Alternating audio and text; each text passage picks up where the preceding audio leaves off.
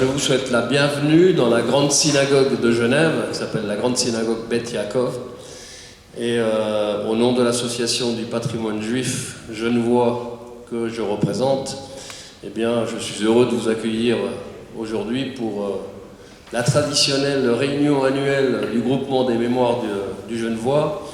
Et vu que notre association est la dernière à avoir intégré le groupement en 2020, eh bien, on s'est dit que c'était l'occasion de se présenter à vous et puis de vous faire découvrir aussi cet édifice qui est classé monument historique et qui par conséquent n'est pas seulement la synagogue destinée aux offices de la communauté juive, mais c'est aussi un patrimoine bien sûr qui appartient à la totalité de la population genevoise. Et puis si on a la chance, puisque Eric Ackermann, qui est le ministre officier en fait dans cette synagogue, mais qui est aussi, il a été président, il n'est plus cette année, de la plateforme interreligieuse, donc il œuvre énormément au rapprochement entre les différentes obédiences. Il sera là tout à l'heure et je lui demanderai la possibilité éventuellement d'ouvrir l'Arche Sainte pour qu'il puisse vous sortir un rouleau de la loi, afin que vous puissiez le voir de près. C'est toujours quand même assez intéressant de voir ce type de document. Hevenu shalom, hevenu shalom, hevenu shalom.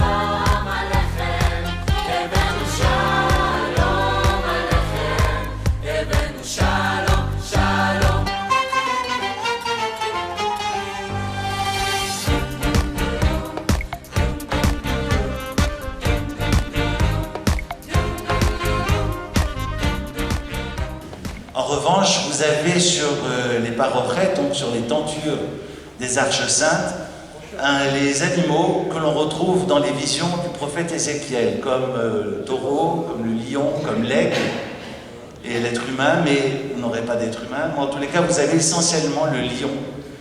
Donc forcément, lorsque je tends la main, quelle que soit la personne à qui je tends la main, quelle que soit sa couleur de peau, quelles que soient ses sensibilités, eh bien je vais forcément vers Dieu. Donc là, ça, ce sont les lois entre moi et l'Éternel. Et puis, sur la gauche, ne pas commettre d'assassinat, de ne pas commettre d'adultère, de ne pas voler, de ne pas faire de faux témoignages et de ne pas être jaloux. Et vous avez ici l'Arche Sainte avec les différents rouleaux de la Torah. Est-ce que vous arrivez à situer la Torah dans une Bible? Oui. Le Pentateuque. Absolument. Alors si je suis chrétien, ma Bible aura deux parties. La première partie, comme disent mes amis pasteurs, on ne dit plus l'Ancien Testament et le Nouveau Testament, mais le Premier Testament et le Deuxième Testament. Maintenant, si vous voulez assister au mariage, il faut rester là jusqu'à demain soir. Alors je vous invite, vous pouvez monter là, vous pouvez vous mettre derrière, même ici, vous pouvez vous mettre à côté. Voilà. Alors l'hébreu est une écriture antique, hein, mais pas la plus ancienne, hein, parce que l'hébreu date des Védas, on est autour de moins 1500. La plus ancienne des écritures, c'est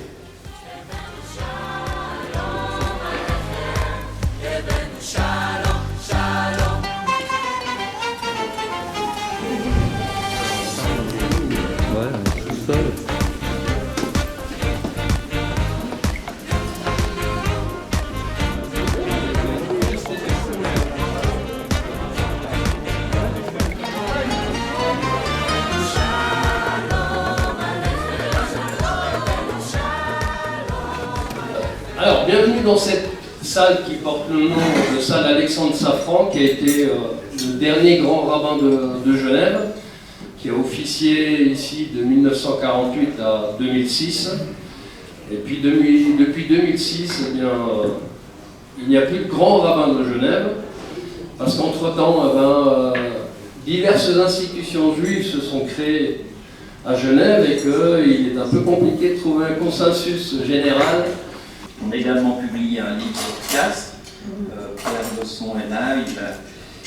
Castres est le peintre qui a réalisé, entre autres, le panorama de Pierre Gustave, mais qui était à Genève autrefois.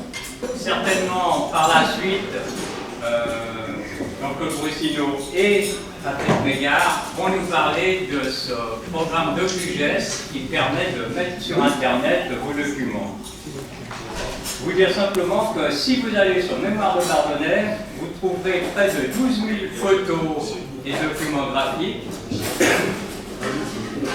plus de 4 000 fiches différentes, 300 fichiers PDF et puis 185 vidéos dont certaines méritent vraiment d'être vues. Qui n'a pas pu être là ce soir. Donc voilà, on est ravis aussi que ces soirées puissent reprendre. Merci beaucoup pour nous avoir accueillis ce soir. Donc comme tout le monde, je pense qu'on a été un petit peu ralenti par le Covid. Néanmoins, on a quand même réussi à maintenir plusieurs expositions depuis 2020.